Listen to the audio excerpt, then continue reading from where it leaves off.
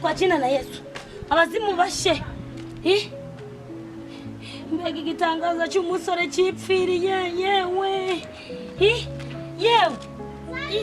Aguruka yewe. Ko gifite ibirose. Aguruka. Yewe, azimu bashe. Ubaye iki? Yewe, ugaraga igicuri. Ugaraga igicuri. Ugaraga ibifukunye. Niko none se muko. Nitwa Tereza. Tereza none se. Aha ni. Aha ni. Zakugendekeye ute? Yewe ukunda uri mwiza disi dore wasaza ukiri muto. Yesu we. Dore ukunda wagwaye igicuri kiri muto ukunda ufite n'imisatsi myiza. Hano se nahageze gute? Yewe. Ni wowe uzanye hano. Ntabwo nakwemera Tereza amafaranga afite n'uburi nyirinzu. Uzi ko afite igikapu cyuzuye amafaranga hariya mu nzu. Ntabwo Tereza namureka. Ngo ngarwaye ngo sida ngirye izindi. Ubwo rero uramubonye ugira ngo uri kugira ngo ntware. Bavuze imva ntabwo wantwara Tereza ngo nkwemerere. Abo mafaranga se urayafite afite. Bavuga ngurwishigisha yararusoma. Jewe ndimo ndumva nta no gushaka kumva. Urabona tungana nawe twego tuguhamage ngo tukugira inama. Mwabonye rero ndi keza Tereza ari kwirahira ngo nakoze akazi none mushaka umunwara. Ntabwo nabemereye. Nakumvisha ibintu byose. Tereza bashaka kukuntwara. Reka da. Ngaho se. Umva we. Ibisazi birarutana we. Ubundi ngaho we.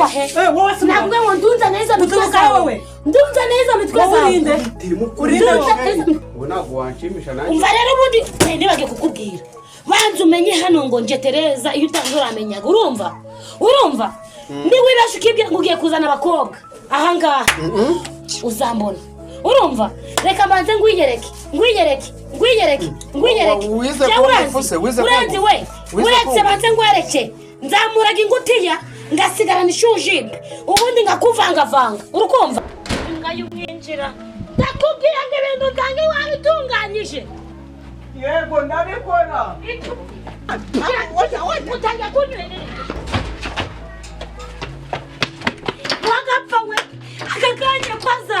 Utumye igikapu ngishugunya urambona.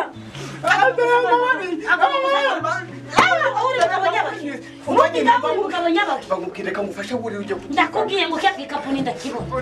Ndakubwiye ngo ndamutse ngibuze urambona. Kiri hejuru mama atangira gufasha buri.